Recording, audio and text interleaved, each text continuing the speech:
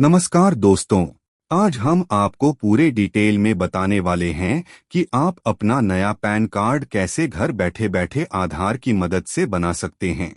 2025 में सरकार ने कुछ नए नियम लागू किए हैं जिनकी वजह से पैन कार्ड बनाना अब और भी आसान हो गया है। तो वीडियो को अंत तक जरूर देखें ताकि कोई स्टेप मिस न हो। सबसे पहले यह समझना जरूरी है कि पैन कार्ड क्यों बनाया जाता है। पैन यानी परमानेंट अकाउंट नंबर एक 10 डिजिट अल्फान्यूमेरिक नंबर होता है जो इनकम टैक्स डिपार्टमेंट जारी करता है। यह आपकी फाइनेंशियल आइडेंटिटी है और इसकी जरूरत लगभग हर जगह पड़ती है। बैंक अकाउंट खोलने में, सैलरी या बिजनेस इनकम टैक्स फाइल करने में, 50,000 रुपए से ज्यादा के ट्रांजैक्शन में, और अब तो school college admission, property purchase और कई सरकारी योजनाओं में भी पैन जरूरी हो गया है।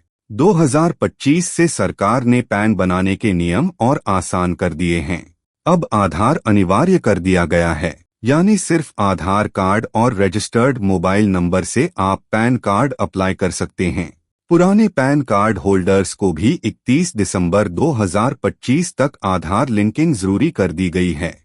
अगर आप लिंक नहीं करेंगे तो पैन इनऑपरेटिव हो सकता है।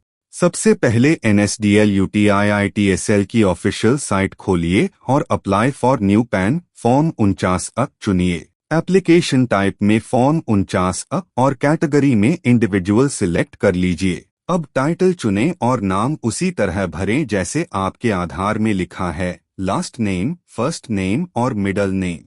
नीचे अपनी date of birth, mobile number और ईमेल डालें। मोबाइल वही होना चाहिए जो आधार में रजिस्टर्ड है। डॉक्यूमेंट सबमिशन के ऑप्शन पर पहुंचकर आधार बेस्ड eKYC बटा ई-साइन पेपरलेस वाला ऑप्शन चुनिए ताकि फिजिकल डॉक्यूमेंट्स नहीं भेजने पड़े। अगर आप पैन पर आधार फोटो प्रिंट करवाना चाहते हैं तो यहाँ यस चुन लें। फादर का नाम भरिए। अगर लास्ट मिडल नेम नहीं है तो उसी हिसाब से फर्स्ट नेम में नाम डालें। मदर्स डिटेल्स ऑप्शनल हैं, चाहे तो भर सकते हैं।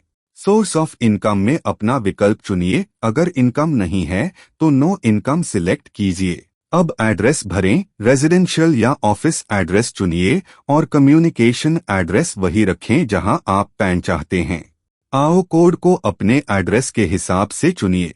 अक्सर यह अपने आप आ जाता है, नहीं आया तो लिस्ट से सही कोड चुन लें। अगर वेबसाइट फोटो और सिग्नेचर अपलोड मांग रही है तो पासपोर्ट साइज फोटो और स्कैन सिग्नेचर अपलोड कर दीजिए। साइज इंस्ट्रक्शंस फॉलो करें। सब डिटेल्स गौर से चेक कर लीजिए। कुछ गलती न हो तो नीचे प्रोसीड या सबमिट पर क्लिक कीजिए। अब आप पेमेंट पेज पर पहुंचेंगे। पेमेंट मोड चुनकर एप्लीकेशन फी ऑनलाइन पूरा कर दीजिए। पेमेंट सक्सेसफुल होने पर आगे आधार ऑथेंटिकेशन शुरू होगा। पेमेंट के बाद आपके आधार रजिस्टर्ड मोबाइल पर OTP आएगा। OTP डालिए, कंसेंट बॉक्स को टिक करिए और सबमिट वेरीफाई पर क्लिक कीजिए। इससे UIDAI से आपके नाम, पता और DOB ऑटोफेच हो जाएंगे। आधार eKYC के बाद ई-साइन के लिए एक और OTP आएगा, वह डालकर ई-साइन को पूरा कर दीजिए। एप्लीकेशन अब डिजिटली साइन होकर सबमिट हो जाएगा। सबमिट होते ही एक्नॉलेजमेंट स्क्रीन खुलेगा।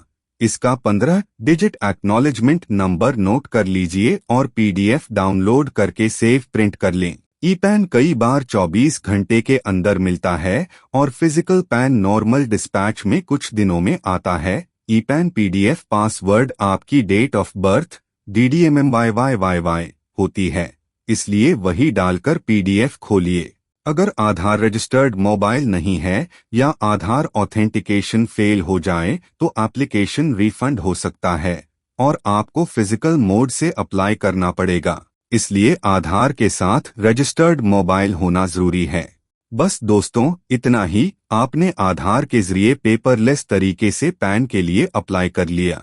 एक्नॉलेजमेंट नंबर और ई-पैन PDF संभाल कर रखिए। अगर कुछ एरर आए तो कमेंट कर दीजिए, हम हेल्प कर देंगे।